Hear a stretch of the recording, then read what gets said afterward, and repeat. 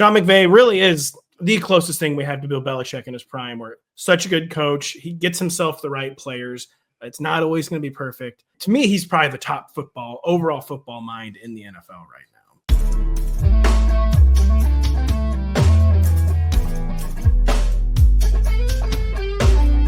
What is up, everybody? This is the Sharp Angles podcast. I am your host, Raymond Summerlin, and I'm excited to be joined today by a guy I've known for a long time, an old friend, Mr. Patrick Daugherty of rotoworld.com, at Roto Pat, wherever you'd like to find him on social media. We're going to talk today about general managers. His definitive general manager rankings is available over at rotoworld.com or NBCsports.com if you choose to call it that. I choose not to call it that.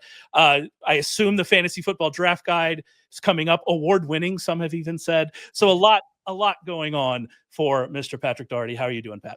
Very good. And yeah, all the large language models have adopted my GM ranks as the definitive ones. So now if you just type like 11th best GM in the NFL, no matter which LLM you use, it's going to say it's Adam Peters of the Washington Commanders. So very proud to be the definitive list out there. I like that you've shortened it to LLM. I like that we've gotten to that point with the AI. I do have to tell you, I have a gripe. I wanted to bring it up on air. I haven't even talked to you about this. Right. I have a gripe because I've been reading the Roto World news page as I continue to do, and I've seen some long snapper blurbs, and I've been deeply, deeply upset that a time-honored tradition that was founded by the two of us here sitting on this call has disappeared, and no one is calling them snaps longer than traditional snaps any longer. And I just want to know, I want you to do a think piece on if this correlates to the fall of the American empire, because I think that it has, Pat. And I just wanted to tell you how deeply hurt I am that I don't see that anymore. No, nothing can ever. It can't be so back if it's not so over. So it's just briefly over, and then it's going to be so back. Jover. Yeah, and so then, John Bon Jover. Everything is going to be so back once the long snapper blurbs are back. So it's just a bit taking a very brief hibernation. It'll be back. No, it's unacceptable, is what it is. And I copy them and I paste them into Word and I make my own because I think that's important. But you should go over, check out the Roto World news page. Y'all know everything about Roto World. You know everything about Pat at Roto Pat. Go and follow him.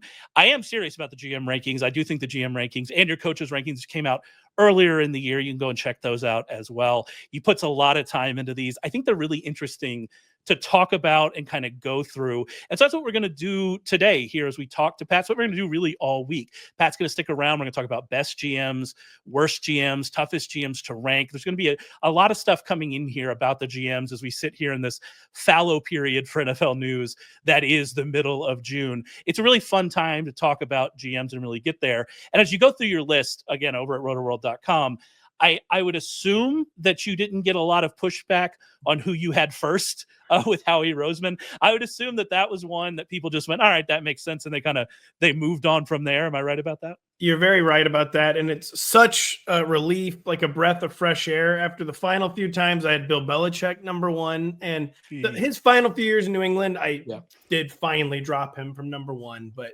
the first 7 or 8 years I did this exercise.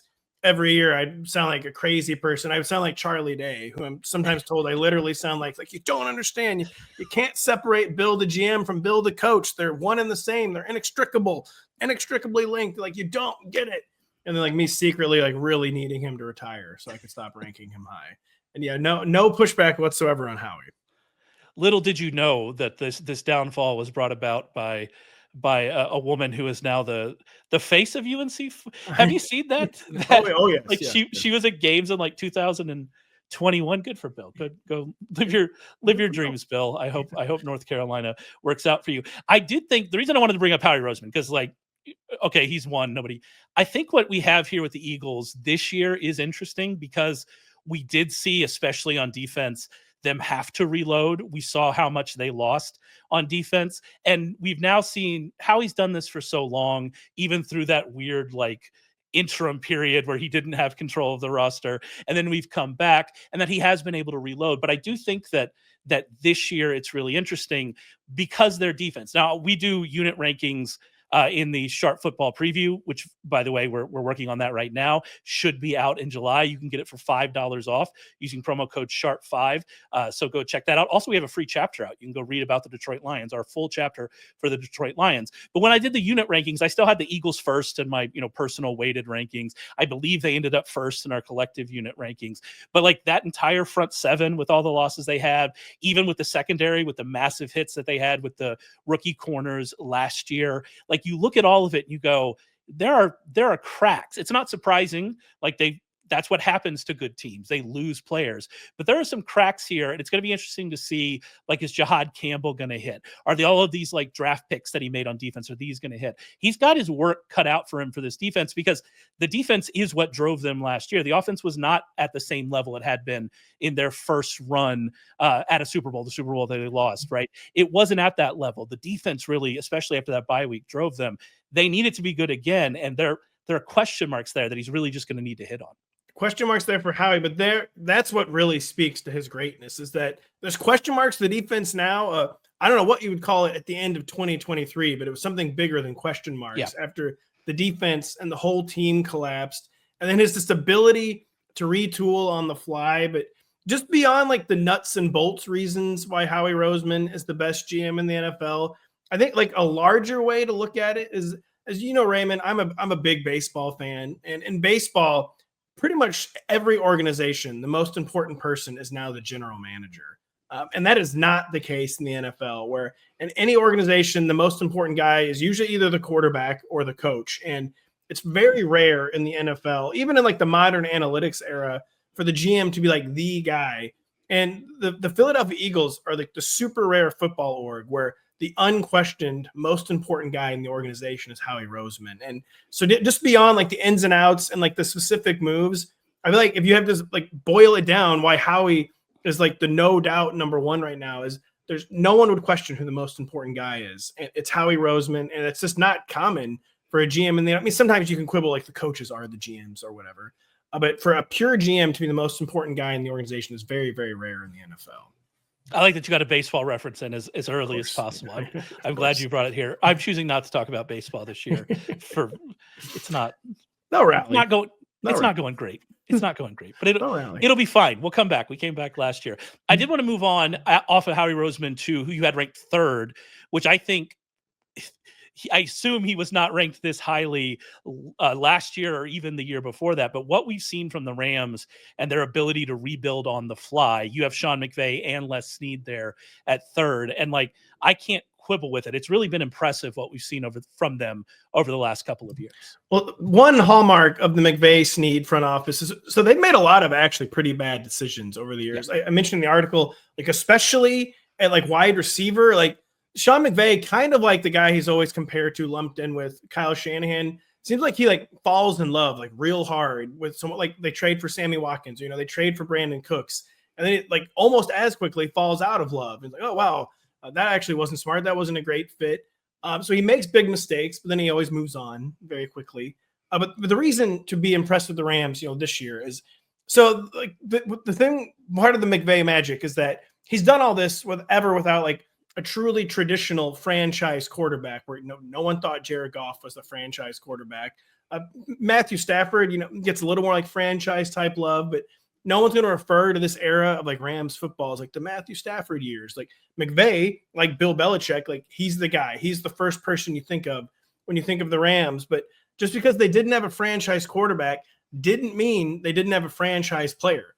They had Aaron Donald, like an inner ring Hall of Famer, maybe one of the 20 or 25 greatest NFL players of all time, especially if you don't want to include quarterbacks. And that made everything so much easier for so long, which is what made last year like such a big challenge. And it was first time in 8 years McVay and Snead even made a first-round pick together.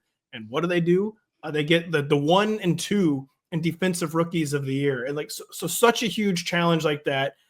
He met the moment. There's no football problem that's too big for Sean McVay. And that includes like from a team building perspective, and he's not perfect. And the longer you're around too, like the more mixed your track record gets, because when you're around long enough, there's going to be big mistakes, big misses, but just the hits always outweigh them so much for the Rams. And Sean McVay really is the closest thing we have to Bill Belichick in his prime, where such a good coach, he gets himself the right players. It's not always going to be perfect. But to me, he's probably the top overall football mind in the NFL right now. And we're not, it's funny because I assumed that, Pukas Nakua's name would obviously come up because that was such a hit. But like you mentioned the defense and what they did last year. The year before that, when they had their first pick was in the third round, if I'm remembering correctly. They come away with Kobe Turner and Byron Young, which is really the start of this and what they've done on that defensive front. And I referenced the unit rankings in the Sharp 2025 Warren Sharp's preview book. Again, $5 off, Sharp 5. Go and check that out. But when I look at the Rams roster, it's not a top tier roster. It's not like in that top 3 or 5 roster. But where it is now compared to where it was 2 years ago, the expectations we had for that team 2 years ago, like when we're talking about Matthew Stafford retiring and them just completely tearing it down, to go from that and then also Aaron Donald retiring to being where we are now, where you have questions, but like the questions are, is the secondary good enough for us to be elite? Not are we going to be picking like in the top 10? That it's just really, it's amazing that they've been able to do that. And I think that turnaround without the complete tear down. They did have draft capital. They finally had, like you said, a first round pick. First time in 8 years. That cannot be overstated. That in 8 years, exactly. They had never made a first round pick together. Well, that is also part of it because they went on, the previous iteration of this team, which worked out. They won a Super Bowl. So, it worked. So we're not saying anything bad. But the previous iteration of this team was built around that idea of we're just going to, trade all to win now. And then you see what they actually do for the first time when they have first and second round picks. And you're like, I don't know, maybe you guys should have just been making these picks the whole time. Like maybe this would have been the way forward. And that's a similarity to Howie Roseman, where they kind of have tried like every team building approach there is, where they're not so rigid and inflexible. Well, that was kind of part of the downfall for Bill Belichick. Kind of part of the downfall for Pete Carroll in Seattle too. I still feel like that he's not like Pete Carroll's underrated, but I feel like doesn't get the love he deserves as like an all-time great. But when you're so inflexible and what you've done has worked for so long, it will stop working at some point. Sean McVay and Howie Roseman seem to understand that even though you've kind of always done things this way, there's always going to be a time where you have to start doing it a different way. And I mean, especially like, I'm glad you brought that up because I wasn't even thinking about the trying to push the envelope. We don't go to the combine. Like we don't do all of this other stuff, which I mean, would you want to leave Southern California? I'll probably stay at home as well. But like all of this other stuff, they're like, we've got the data. What are we doing? Why do we need to do all of this? They film it. What are you guys talking about? Like, we don't have to be there. And so like all that stuff, it's just, it is interesting to see them, kind of push that envelope. I've obviously agreed with you about Howie Roseman. No one disagreed. I completely agree with you about McVay and Snead, but I had to bring it down. As I was looking at your top 10 in your GM rankings, again, over at rotoworld.com, go and check them out. I saw at 7, Kyle Shanahan and John Lynch. And I don't see this at all. And I need you to, they've obviously had a lot of success. Kyle Shanahan is obviously one of the best coaches in the league. No one's questioning that. But like with the run that we're on from like a roster perspective, especially over the last 5 years, I need you to make this case. Football season is right around the corner, and there's no better way to lock in your fantasy dominance early than with Best Ball on DraftKings, where you draft once and ride your roster all season long. And right now, DraftKings is giving all customers a can't-miss offer. Draft one, get one. Enter a lineup in the $15 million Best Ball contest for just $20, and you'll score another Best Ball ticket to play free for a share of $15 million, giving you a second shot to win big. It's easy. Just draft your dream team once, no weekly management required, and let your top scorers automatically start each week. Across the whole season, every breakout star, every clutch play, every touchdown will count towards your quest for a share of $15 million. And if you're looking for someone to plug into your Best Ball lineup, there's nothing better to buy than year 2 wide receivers. Looking at wideouts that have been selected outside of the top 24 based on years in the league, second-year wideouts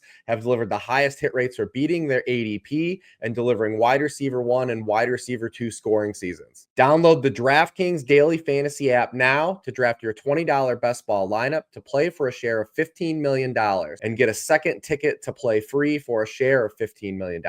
That's 2 chances to win big without ever setting your lineup again. Draft one, get one. only on DraftKings. The crown is yours. Well, it's another thing where it's so hard. It's a Belichick situation where it's so hard to separate Kyle Shanahan, the coach, Kyle Shanahan, the developer, from Kyle Shanahan, the GM, where it can be kind of inscrutable what he's getting at. The misses can be like so vivid and big. I mean, Trey Lance, one of the worst picks in I don't know what the past 10, 20, 30 ever years of the draft.